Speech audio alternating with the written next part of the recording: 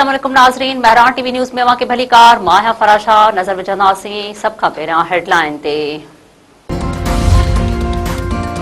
जंगी सूरतहाल सबब बचत लाइ वज़ीर आज़म वॾनि वज़ीरनि ऐं गवर्नरनि जे परॾेही दौरनि ते पाबंदी, सरकारी गॾिजाणियुनि ऐं इफ़्तार पार्टियुनि ते बि पाबंदी लागू। वज़ीर आज़म शहबाज शरीफ़ 50% सरकारी मुलाज़मनि लाइ वर्क फ्रॉम होम पॉलिसीअ जो बि ऐलान करे छॾियो। तेल जी बचत लाइ हफ़्ते में हिक इज़ाफ़ी मोकल जो बि फ़ैसिलो। वज़ीर आज़म शहबाज शरीफ़ चयो आहे त बचत लाइ वफ़ाक़ी काबीना जा मेंबर रज़ाकाराना तौर 2 महीननि जी पघार न वठंदा। पार्लियामेंट जे मेंबरनि जी पघार मां 25% कटौती कई वेंदी। क़ौम खे ख़िताब कंदे वज़ीर आज़म शहबाज शरीफ़ चयो आहे त वफ़ाक़ी ऐं सूबाई हुकूमतुनि जूं 60% सरकारी गाॾियूं 2 महीननि लाइ बंदि कयूं वेंदियूं।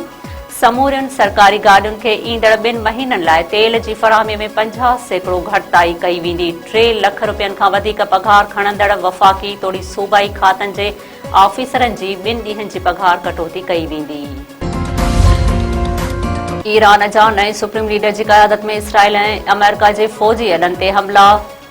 तेल एबिट वेझो हिकु इसराइली मारिजी वियो, 2 ॼणा ज़ख़्मी। पासदारान इनक़लाब इसराइल मथां फायर कयल बैलिस्टिक जी तस्वीर बि जारी करे छॾी। मीज़ाइल मथां लबैक सैयद मुजतबा लिखियल हुयो। अरब मीडिया मुताबिक़ ईरान गॾियल अरब इमारात ऐं सऊदी अरब में अमरीकी फ़ौजी अॾनि ते हमला कया आहिनि। बहरीन, कुवैत ऐं क़तर में अमेरिका जे फ़ौजी अॾनि खे बि निशानो बणायो वियो।